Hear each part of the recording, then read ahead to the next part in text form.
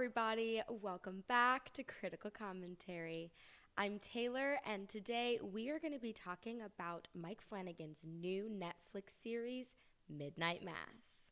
It's spooky season! It's been a while since my last video. I apologize. I have been studying nonstop, which has kind of taken over a little bit of my recording time, but I thought I'd just take a little bit of a break because it's now the Halloween season. And, what's better than talking about my favorite genre during my favorite time of year?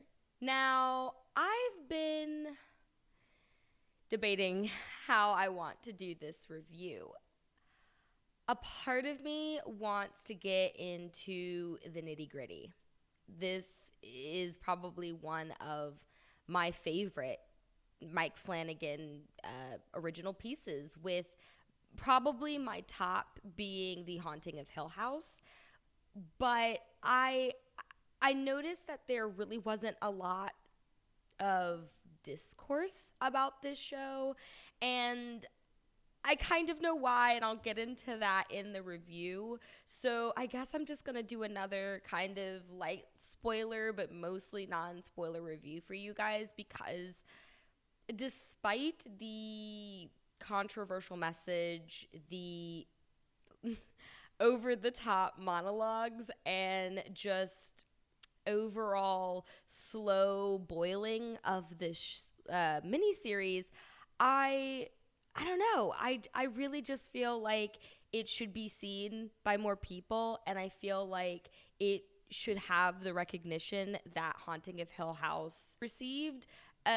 That the show kind of really isn't. I even went on to Rotten Tomatoes, and I believe that the score is a 73%, which is not bad. It's good for horror, but I think that this is potentially a classic, not just because it's written, produced, and directed by Mike Flanagan, but because of its message, and because honestly, sometimes horror isn't really meant to be scary. And I think that we have become accustomed to assuming that horror means jump scares or a monster under the bed. And while this does have a monster, it's not in the way that we see it. And I just think that horror that is grounded in reality is so much better, because we can find ourselves relating to that in a way that we can't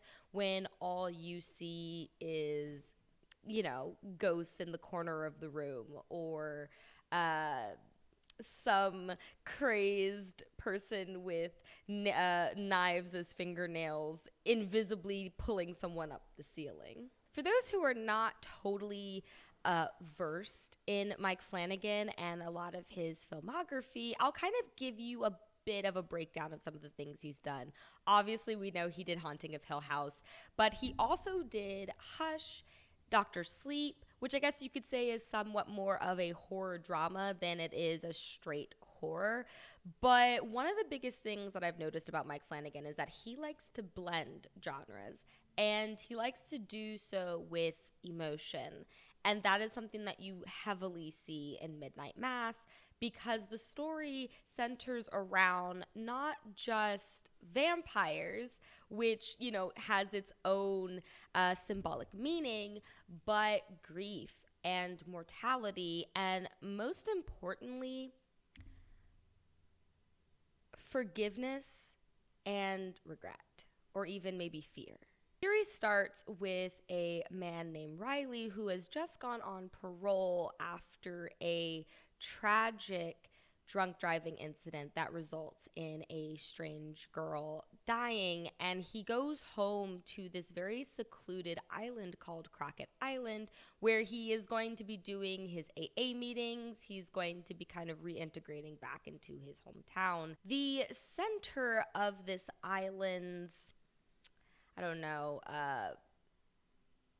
culture is really a church called St. Patrick's, where pretty much a large portion of Crockett Island's inhabitants go to. And at this point in time, their current priest has gone onto the mainland to go on a pilgrimage. And in his place comes a young, suave, and smooth talking priest by the name of Father Paul. And once he arrives on this island, the people are already a little bit sus by him, but they start to believe in him and trust him once very miraculous and strange things start to occur.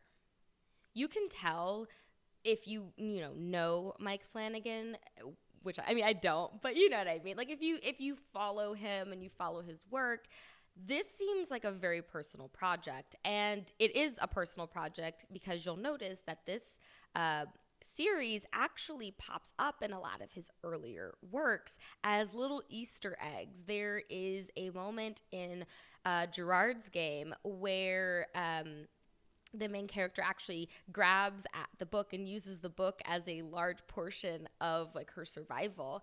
And even in Hush, you notice that the main character played by Mike Flanagan's wife, Kate Siegel, she is the actual author of Midnight Mass. So you can tell that this is a very like personal piece of his, and that's why I think that the religious aspect is, while controversial, very, very, very significant. And I felt like it was handled in a way that was respectful, but I think because it's coming from a person that grew up in that faith. I believe Mike Flanagan talks about being a altar boy in his youth.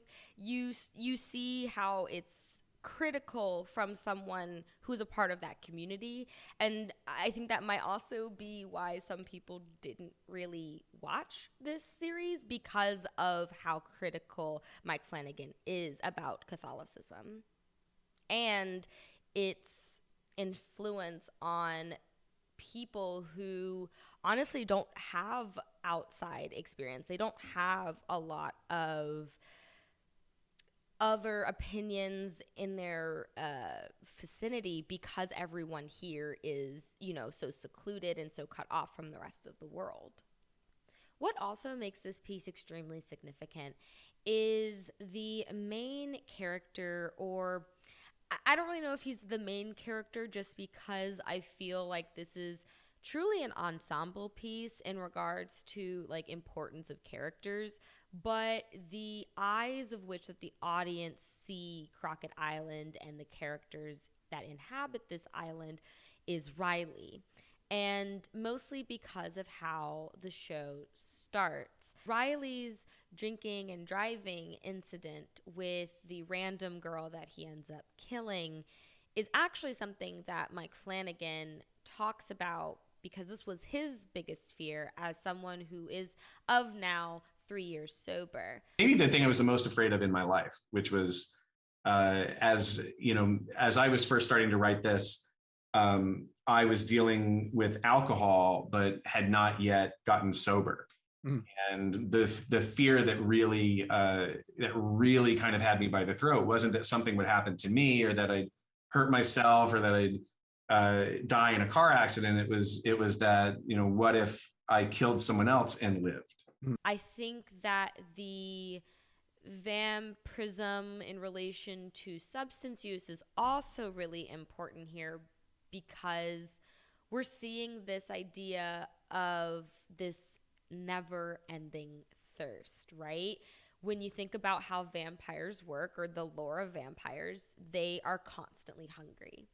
They are cursed to always want blood. And that's also, again, very important with Catholicism, as when you take communion, you receive communion, they tell you, or the priest tells you, that this is Jesus's blood. What I loved the most about this series was a lot of the horror elements that you could tell he pulled from not just Stephen King, which you can tell is a huge inspiration, considering he is currently working on Revival and he also adapted Dr. Sleep, but Bram Stoker's Dracula, as there are some elements in that where I definitely found myself going, oh, okay, like Mike Flanagan did his homework with,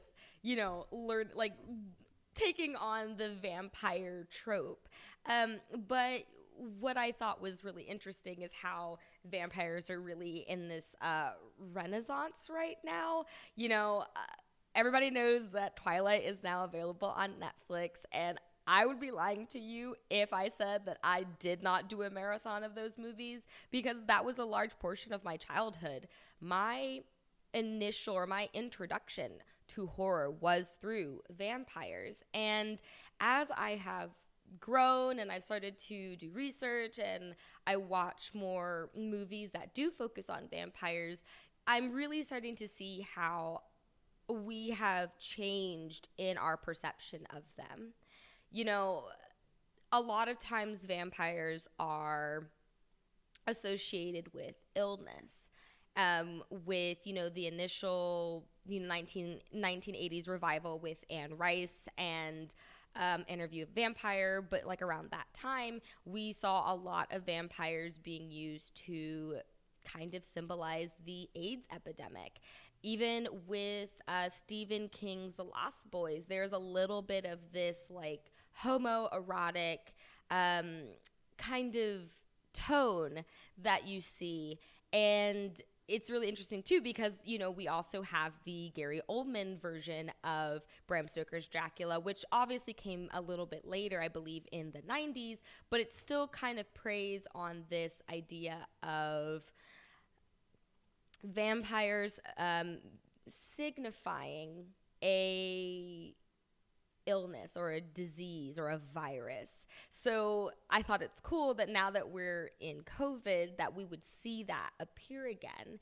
And while I do think that elements of it are apparent with scenes like the cats kind of appearing up on the shore, I feel like he uses the iconography of vampires more in a way that is relatable to our culture, but not in the way that we would think of, and that is hive mind and the idea of the emotional vampirism that occurs. Our culture now has been completely defined with not just a lot of political discourse, but people kind of just hopping on bandwagons and trends. And I think that with that sense of community, there's a little bit of a cultic element. And that is where I think Mike Flanagan chooses to kind of helm vampirism, because it's more about the sucking of individual thought and critical thinking. And the idea of kind of acting in a way that is horrific because someone of power made it okay. And that is actually something that is constantly being talked about in this show. Father Paul is the epitome of this, in that he spends a lot of the series kind of using his influence as a way of promoting this idea that by coming into the church, by completely opening oneself up to God and to Catholicism, that these people will be saved. And again, like I said, with hive mind, it becomes its own virus. It's not so much a physical or physiological problem now. It's a spiritual and emotional one, and even psychological, because it reminded me of things like the Stanford experiments. I love how that was tied together, because it's so like multidimensional in how we not only see blood as, of course, it's the thing that runs through our veins. It gives us life. But it also is tied with this poisoning of this need for constant fulfillment. And I wonder if that is also tied into our constant need for a purpose as people. And I just I don't really know like what else to say, but that was just that little symbol alone was just so hard to not emotionally relate to, because it was just God. Ah, the screechy train. So I'm gonna just take a cue from the screechy train and like wrap this up. But I just really wanted to say that I loved this series. I think that, yes, while there are a lot of monologues and it is really slow in just like the progression of the story, that it is really vital. And I think that because it was a personal piece, I just found myself truly drawn to it. And I hope that you guys choose to watch it if you haven't already. I know I kind of dipped in a little bit of spoiler territory, but I hope that it was still enough out of context that you might be a little bit more persuaded to try the series out for yourself. And once you do, please let me know what you think about it. I would love to talk about this with someone.